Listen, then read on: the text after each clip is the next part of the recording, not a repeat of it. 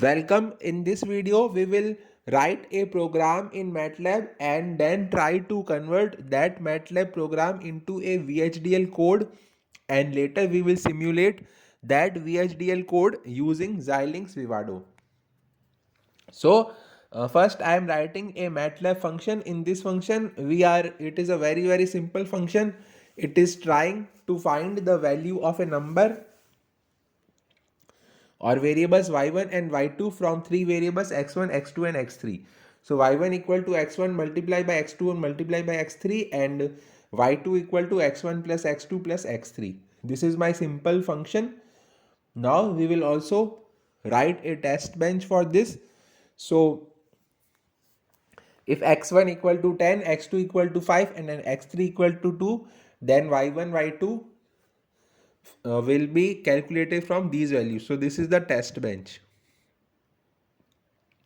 So I am naming this as push underscore TB. So we have created the MATLAB program and we have created the test bench also. Now we will try to convert this MATLAB program to a VHDL code. So just use the application in MATLAB which is called as HDL coder. This will convert the MATLAB code into hardware description language, that is VHDL or Verilog. So I am giving a name to my HDL code generation project, that is push. Now we will add the MATLAB function, the function which we had earlier written. So you can see that function name is also push, and now we have three inputs x1. So we will make it to be a type double and scalar value double and scalar value. So now we will add the MATLAB test bench. So just add the test bench program also. So now we will click on the workflow advisor. So this workflow advisor will define our HDL program. So we will run the fixed point conversion task. So this task we will run, it will take some time. So as you can see, this task is executing and it is creating a MATLAB design wrapper.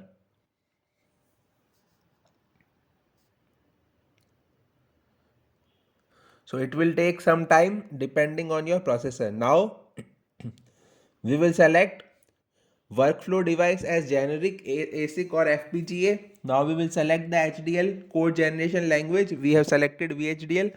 Also we are keeping all other options as default. We are not changing any other options because this is just a tutorial for beginners.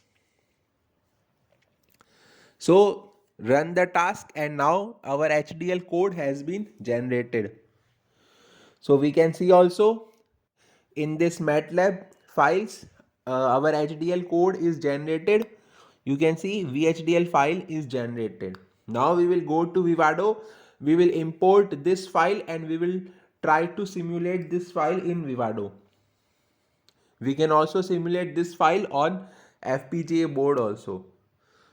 So we will create a Vivado project.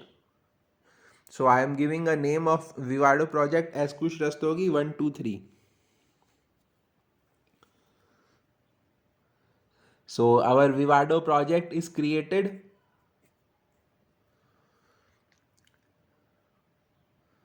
You can see the Vivado project is created. Now we will add the source, and in the source we will add the design file that we generated using MATLAB HDL coder. So we are adding that file. You can see I will go to MATLAB, I will go to bin, then we will go to code generation, then we will go to my source, then this is the VHDL file. So now we will click finish. So we have imported the file that was generated from MATLAB code into Vivado. So you can see this is the file. So this is the VHDL code, and you can see total full VHDL code has been generated by MATLAB. We have not done any coding, we have done only MATLAB programming. So this is a very easy way to generate HDL codes from MATLAB using HDL coder. It is very useful and beneficial for all the designers. Now we will try to simulate it. We can also simulate on FPGA board, but at present we will simulate it on Vivado only.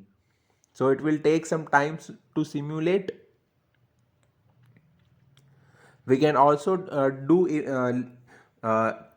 great image processing using this step only, because we can write image processing code in MATLAB and then we can do that image processing using FPGA. So that will be very fast. So let me try to simulate and verify our design. So you can see I have given inputs as 10, 5 and 2. So x1 equal to 10, x2 equal to 5 and x3 equal to 2. So we will run the code and we can see y1.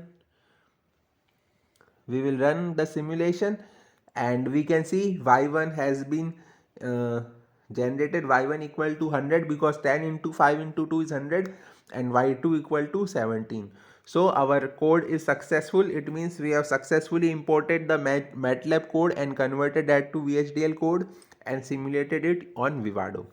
So please like and share the video and subscribe the channel. I regularly make videos related to VLSI design and IoT lab also. So please subscribe my channel, and if you have any comment, please post your comment on the comment box. Thank you.